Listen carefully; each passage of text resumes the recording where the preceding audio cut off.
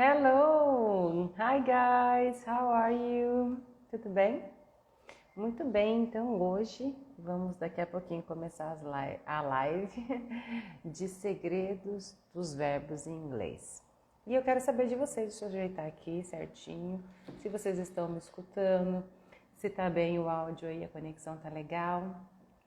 Hello guys! Very good! Vamos começar então hoje falar sobre alguns segredos dos verbos em inglês. E a gente sabe que eles têm os auxiliares, que eles têm os verbos que têm uma conjugação diferente. Então aqui a gente vai começar a explicar para vocês em ordem, né, do passado para o futuro, para vocês entenderem tudo que influencia na hora de escolher o verbo, na hora de usar um verbo. Então eu vou pedir agora para vocês me ajudarem e encaminharem aqui essa live para mais pessoas poderem participar dessa live. Eu quero que mais pessoas saibam utilizar esses verbos em inglês. Então a gente vai começar a ajudar o pessoal encaminhando, na verdade, essa live para todo mundo. Então vamos lá.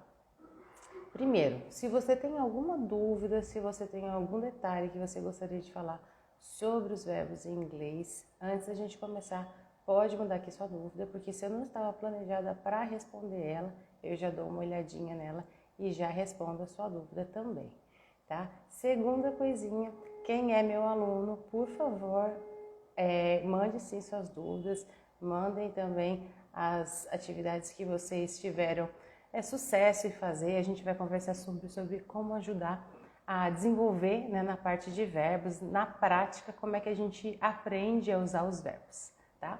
Hello guys, hello Luan, hello Luiz, hello Léo, very good. Então vamos começar. Para a gente entender dos verbos em inglês, a gente precisa começar a falar das pessoas, né? Essa live vai ficar gravada no YouTube e a gente tem que entender como que a conjugação se dá no inglês, diferentemente de como ela se dá no português. É muito importante você entender essa relação, porque como algumas pessoas acreditam que você não pode traduzir o tempo todo do inglês para o português. Fato, exatamente, não podemos, porque senão a gente começa a confundir a estrutura de um e a estrutura do outro. Um segue por um caminho e o outro segue por outro caminho, então não dá pra gente ficar misturando toda hora a tradução. E aí a gente entra num outro detalhe, que o inglês, por vir de uma língua anglo-saxônica, ela não tem uma conjugação tão complexa quanto o português, o espanhol, o francês, o italiano e as outras línguas latinas, né? Então a gente já começa aí a ter uma separação de raciocínio para você entender exatamente como que funciona a cabeça de quem fala inglês ou alemão ou outras línguas e quem fala português e as línguas latinas. Então, para começar, nas línguas latinas, a gente tem muito sujeito oculto, que é uma coisa que não acontece com o inglês. No inglês e no alemão, nessas línguas anglo-saxônicas, o sujeito nunca é oculto. Por quê? Porque a conjugação deles é muito simples. Ela não tem uma conjugação para cada pessoa. Então, não posso deixar o sujeito oculto porque eu não sei com quem que eu estou falando. Então, pensando nisso, a gente começa a estruturar como que você faz para entender quando você usa um plural ou um singular, ou que pessoa que você usa. Hello, hello, hello Ismael, hello Nai, welcome, bem-vindos. Nai, quanto tempo, hein? E aí, então vamos pensar o seguinte. Eu tenho pessoas no singular e eu tenho pessoas no plural, certo? Eu tenho I, he, she, it no singular e eu tenho you, we e they no plural. O singular, ele vai trabalhar com uma conjugação normalmente as que se encaixam para o singular e as que se encaixam para o plural, que é o caso do futuro, na verdade tudo igual, no passado a gente não tem a diferença, mas no present perfect a gente tem a diferença. E no presente a gente tem a diferença com he, she, it.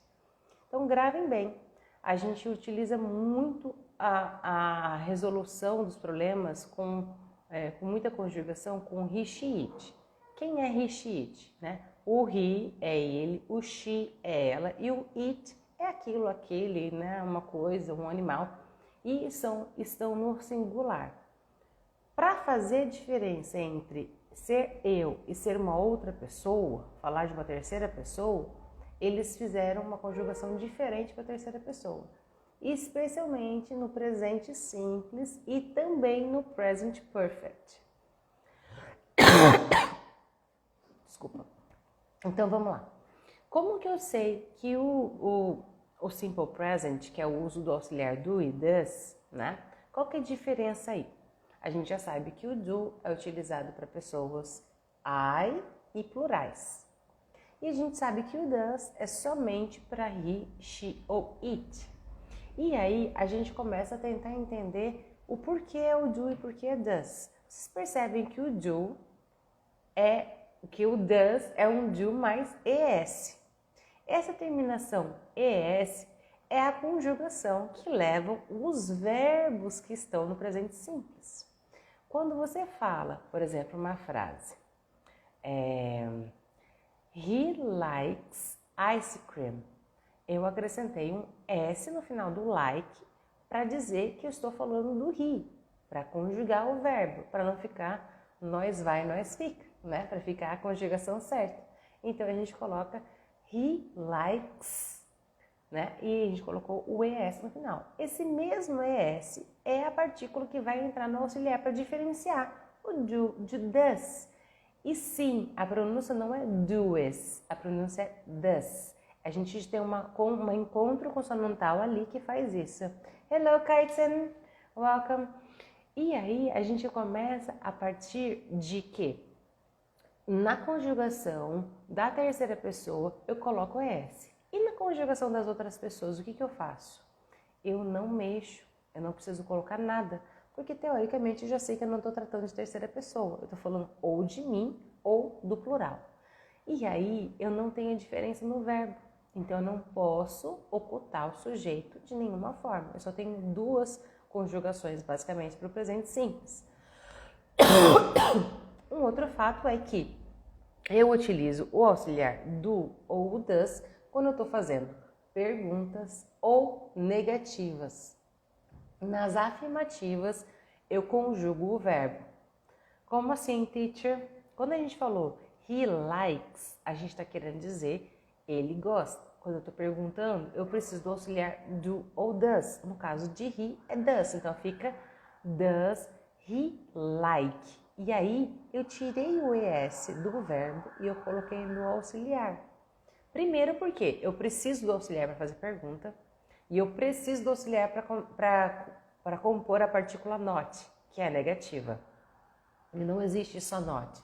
Existe don't, doesn't, won't, didn't, ou seja, auxiliar mais not para fazer a negativa, certo? Então, eu sempre preciso do apoio do auxiliar para construir perguntas e para responder nas negativas. Mas em contrapartida, eu tenho que lembrar que eu conjugo o verbo no presente simples quando estou na afirmativa em he, she ou it, ok?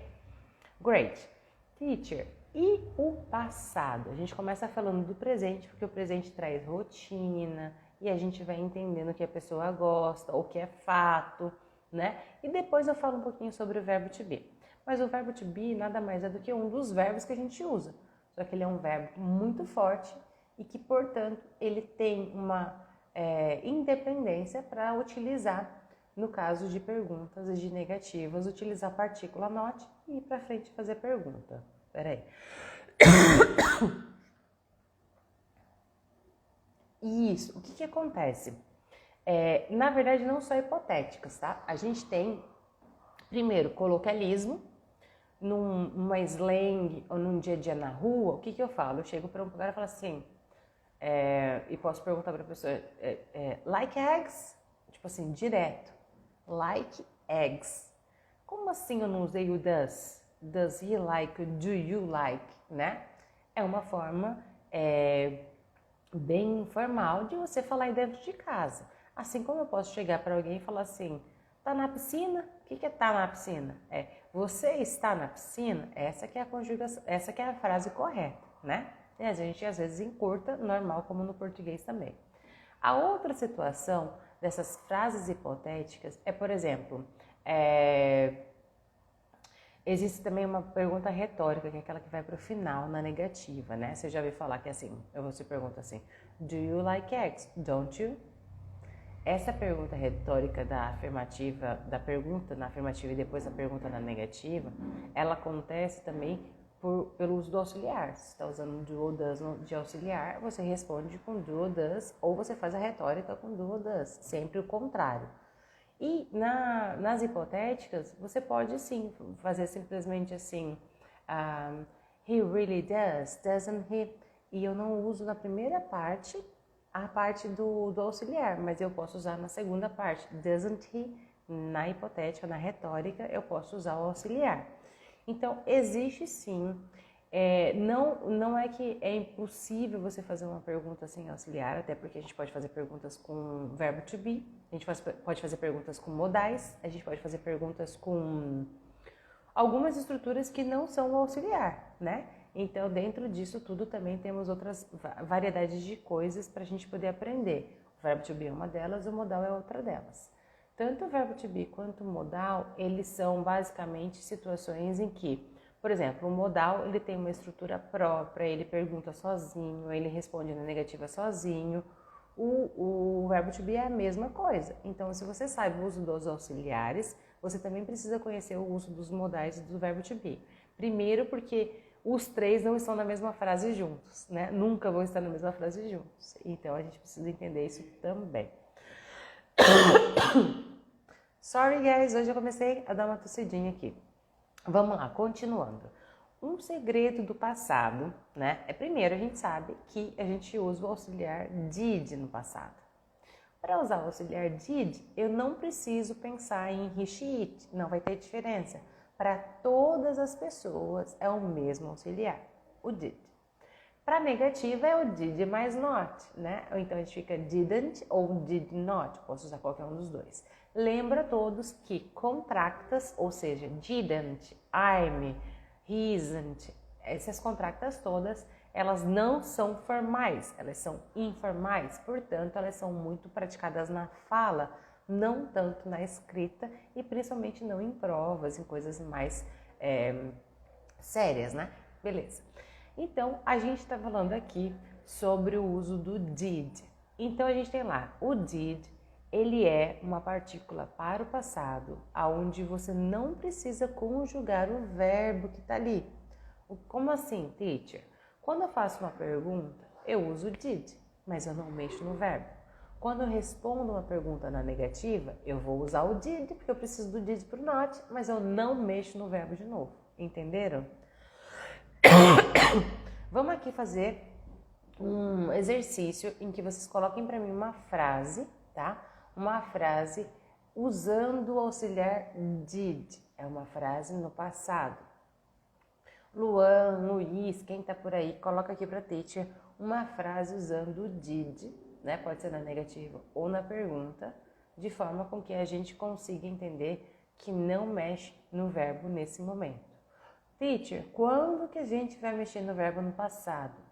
Quando você estiver na afirmativa e eu vou transformar o verbo na conjugação do passado.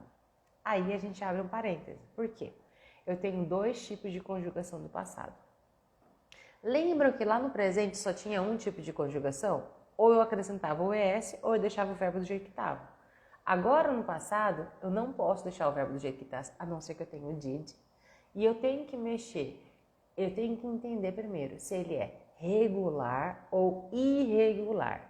Quando eu entendo que o verbo ele é regular, ou seja, ele leva ed no final, então ele vai ficar de steady, fica steadied, né? Com ed no final. Quando você tem very good, guys, Maria Júlia, did you make coffee today? Did you drink water today? Olha, vocês pensaram bem parecidos. Very good. A gente está falando de utilizar a partícula no passado porque aconteceu em algum momento remoto, mas até você ver que os dois utilizaram um today. Porque mesmo que tenha acontecido hoje, já aconteceu, então foi passado. Então o today pode ser sim usado como advérbio de tempo do passado em frases do passado. Very good, vocês acertaram. Se eu for transformar a frase da Maria Júlia na negativa, que é Did you make coffee today? Na negativa, eu vou colocar como? Sem ser pergunta, eu vou colocar I didn't make coffee today. I didn't make coffee today. Ou seja, não mudei o make continuou o mesmo.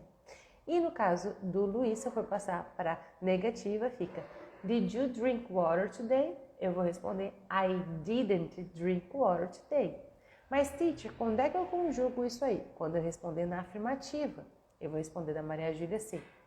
I made coffee today. I made, não I did make. Entendem a diferença? Eu poderia responder só I did. Yes, I did. Daria certo. Mas aqui eu estou respondendo I made. Eu transformei o verbo make, que não é regular, ele é irregular, em made. No caso do Luiz, que ele usou o verbo drink, a gente também tem um verbo irregular aí. Então eu falaria I drank that water today, né? Então eu transformei o verbo novamente e não usei a partícula did, porque eu só uso o auxiliar did na pergunta e na negativa. Very good, Luan. Mais uma perguntinha. Did you think that you speak English, it's hard? Não, desculpa. Did you think that to speak English, it's hard? Very good. Boa pergunta, Luan. Então, it's not hard, né? Não é nada hard. Mas aqui a gente tem até duas perguntas compostas. Mas a primeira, ela tá na negativa, por exemplo. Did you think? Né? É uma indagação. Você pensou? E aí a gente pode responder ela na negativa. I thought. Na afirmativa, I didn't think na negativa. Então, vamos lá. Tem duas possibilidades de resposta aí. Did you think? Eu posso responder I thought, que é o passado de think, que é irregular. Ou também posso utilizar I didn't think. Eu não acho, eu não penso desse jeito.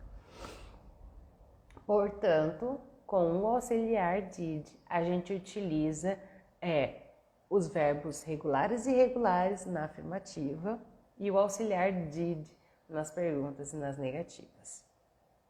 Very good. Agora a gente vem para o tempo verbal mais simples de todos, o futuro. O futuro é tão simples porque ele precisa de will para tudo. Ele precisa de will para o verbo na afirmativa, ele precisa de will para a pergunta, ele precisa de will para a negativa. Ou seja, não tem erro, coloca o will, né? Fica mais fácil. Aonde que fica o will? O will fica do lado do verbo. Por exemplo, I will dance. Will you dance? Olha a pergunta, a gente inverte e ele vai lá para frente. Will you? Will I?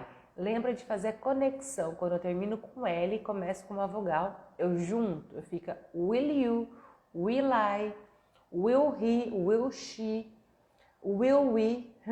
Que é bem diferente. Will we. Então, essas são as formas de você utilizar o will, principalmente na pergunta. O will, lembrando então, ele participa da afirmativa, da negativa e da interrogativa, diferente do presente e do passado, onde eles só participam da pergunta e da negativa. Como assim, teacher? Se eu ver uma frase assim, I like ice cream, eu estou falando de rotina, não pode ser futuro. Mas se eu coloco will, I will like ice cream, é futuro. Eu irei gostar de sorvete, eu gostaria de sorvete no futuro. Enfim, qualquer que seja a tradução que você encaixe melhor. Vocês entendem que o will precisa estar na afirmativa, porque se ele não estiver na afirmativa, parece que é presente. E também vocês entendem que o will não sai da interrogativa e também não sai da negativa. Ele vai fazer I will not ou will you, will I, como a gente faz, a gente inverte e traz o auxiliar para começo da pergunta. Quando eu estou falando de negativa, eu posso usar o will not ou won't, que é a forma contracta do futuro, né, na negativa. Posso usar o won't escrito? Novamente, won't é informal, então a gente normalmente utiliza as contractas em fala e não necessariamente em locais escritos, como e-mail e tudo mais, ok? I'm sorry. Vamos lá. Estamos quase acabando. A gente começou aqui falando sobre o presente, os auxiliares do presente, o passado, o uso dos auxiliares do passado, do auxiliar do passado, que é um só, O futuro e o uso do auxiliar do futuro. Agora a gente precisa entender que a gente tem pelo menos mais 2 tempos verbais, que é os perfects e os modais. Como assim os modais são tempo verbal? Basicamente, eles fazem função de acrescentar alguma partícula no verbo. Por exemplo, eu poderia, né? I could, né? Eu poderia, eu posso usar o could. Ou então, eu também utilizo outros modais como can, may, might, must. Ao todo, são mais de 10 modais. Então, a gente precisa estudar especificamente os modais para entender como eles funcionam. Mas, por exemplo, o modal would, ele está sempre junto do verbo like. Então, ele fica would like, que é gostaria, que é a frase que a gente mais utiliza para pedir algum serviço, pedir alguma coisa para alguém fora do Brasil. Então, I would like ou she would like e assim em diante. E também tem contract também, que é só apóstrofe D. Diferente dos modais, a gente tem os perfects, que os perfects são 3 tempos verbais, o presente perfeito, passado perfeito e futuro perfeito, onde eu utilizo o auxiliar, o verbo have e não mais o verbo do. Uma pausa. Muita gente confunde quando eu vou utilizar o do como auxiliar, quando eu utilizo o do como verbo. Presta atenção que quando você utiliza o do como auxiliar, ele vem na frente e ele faz a pergunta. Quando o do está como verbo, ele vai ficar na posição de verbo. Ou seja, do you do your homework? Você faz a sua tarefa de casa? A resposta pode ser yes, I do my homework. Eu faço a minha tarefa de casa, né? E aí a gente está trabalhando então com uma situação em que o do vai aparecer na afirmativa, também pode ser uma afirmativa, por exemplo, yes I do ou no I don't, são respostas curtas. E a gente está falando de o verbo do como fazer e o verbo do como auxiliar. Aí a gente vem na outra contrapartida, aonde o present perfect, quem está no papel de auxiliar é o verbo have. Então ele no presente ele é have ou has, no perfect simples, né? No presente perfect ele é have ou has, o auxiliar. No passado ele é had, que é o passado de have, e no futuro ele é will have, no future perfect. Então ele não tem muita diferença, mas tem que ter cuidado para não confundir ele com o verbo, porque todos os verbos que entrarem no present perfect têm que estar conjugados. Então vamos lá, teacher, resumindo. No presente simples eu uso o auxiliar do e does e eu coloco es no final quando eu estiver falando de he, she ou it. Beleza? Perfeito. Com did, eu uso did nas perguntas e nas respostas negativas e quando eu não tiver pergunta ou resposta negativa, eu vou usar ele conjugado na afirmativa. E eu tenho que lembrar se ele é regular ou irregular. Regulares levam ed e irregulares completamente diferentes. Tem aquela tabelinha lá que você vai precisar estudar um pouquinho, né? E aí a gente vai para os perfects. Os perfects eu tenho auxiliar have, has, had ou will have. E todas as frases eu uso auxiliar, todas as frases o verbo está conjugado no particípio. Qual que é o particípio? A última coluna que você estuda de verbos irregulares. Os verbos regulares, eles se repetem. Na maioria das vezes, se ele se repete, ele é ed no passado, ele é ed no particípio. Se ele é irregular, ele não tem ed no final, e ele vai ter uma forma diferenciada. Existem grupos de formatos de irregularidade nos verbos, né? Que depois a gente pode falar um pouco mais sobre isso. Mas, por exemplo, tem muitos verbos que terminam com GHT na forma irregular. Tem muitos verbos que terminam com a inversão de um E ou com U ou A trocando. Então, tem alguns padrões para você entender os irregulares.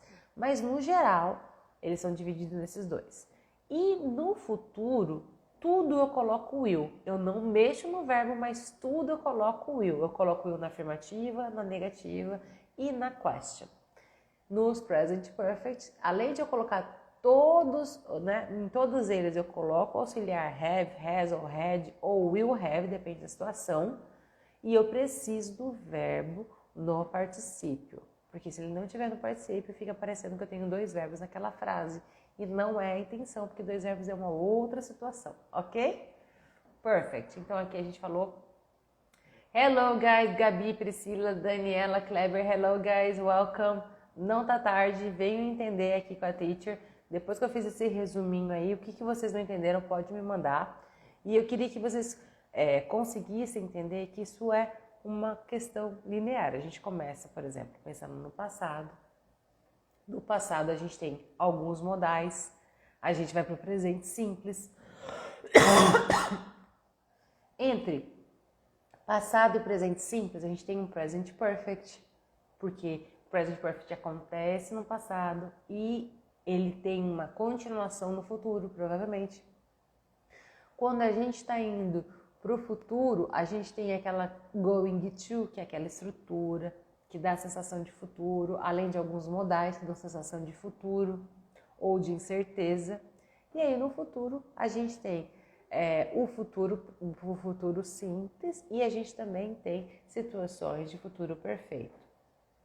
E a partícula if, que é aquela se, né? Aquelas situações em que a gente coloca em possibilidades, né? E não necessariamente certas. Bom, pessoal, aqui a gente falou sobre todos os auxiliares que são utilizados na língua inglesa. A gente também falou sobre todas aquelas situações diferenciadas sobre cada conjugação que a gente tem. Mas o que vocês vão me perguntar é, teacher, e o verbo to be? Hi, Gabi, welcome também. O verbo to be é um dos verbos irregulares que eles conjugam. Só que tem uma particularidade. O verbo to be, ele é utilizado para adjetivos, para o que você é, o que você era, o que você vai ser e fatos, né? Aquilo é assim, aquilo não é assim, é fato.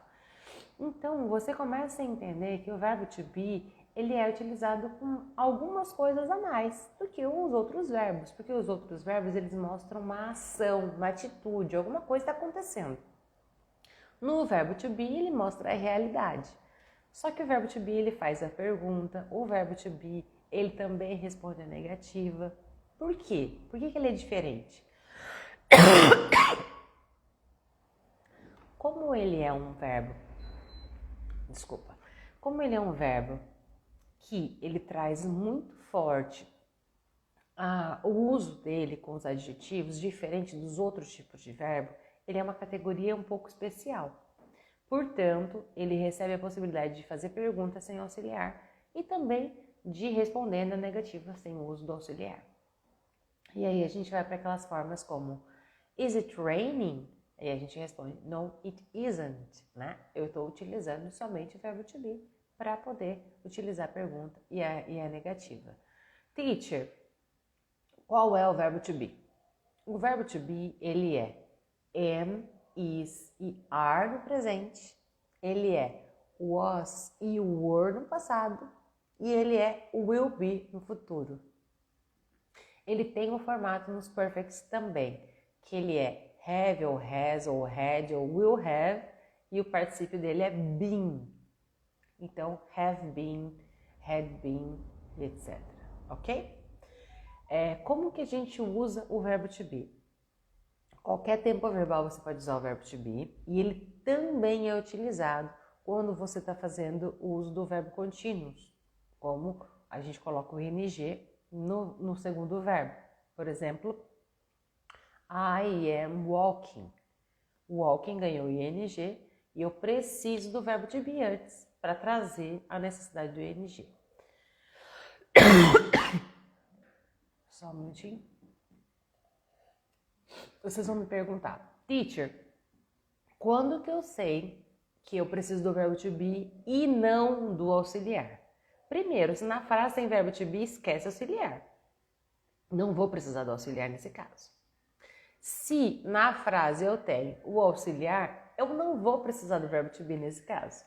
E se na frase eu tenho uma sensação, né, uma informação que eu quero passar, de que aquela ação, aquela atividade está contínua, começou, mas não terminou ainda, ou acabei de acabar, que é o caso dos INGs, eu vou sim utilizar o verbo to be para compor o ING. Existem casos em que eu não preciso do verbo to be para o uso do ING.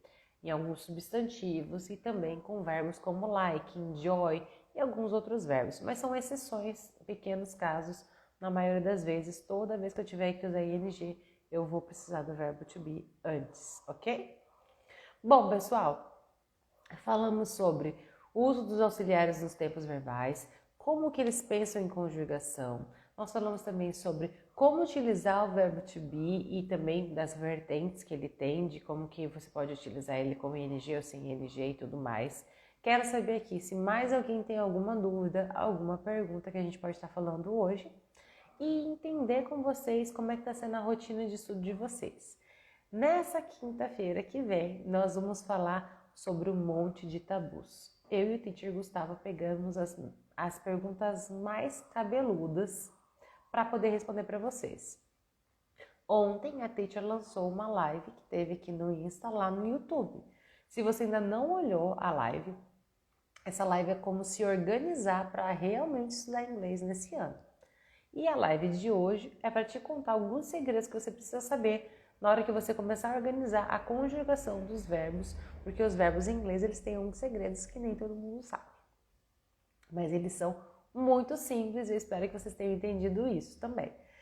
A teacher está à disposição para qualquer dúvida, me mandem. A gente está respondendo os alunos essa semana. Semana passada a gente respondeu 2 alunos. Na semana, quem mandar a gente vai responder também, lá pela quinta-feira, sexta-feira. Não esqueçam de marcar aí a live da teacher na quinta-feira, às 2 horas da tarde. E eu agradeço, já que vocês não têm dúvida, espero que vocês tenham entendido tudo. E também espero que vocês estejam acompanhando as aulas da teacher no YouTube, aqui no Insta, porque a gente está trazendo bastante live para vocês ficarem ligadinhos no inglês e aprenderem o que vocês precisam para estar falando inglês. Thank you very much, pessoal. See you guys later. Bye, bye.